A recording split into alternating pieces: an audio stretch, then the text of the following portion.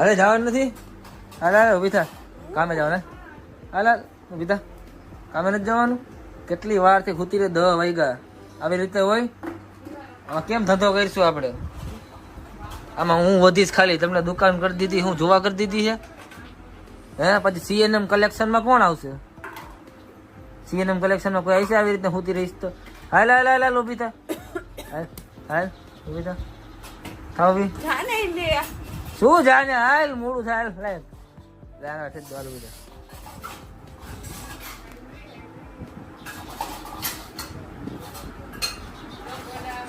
જો જો જો બોલી એમ કે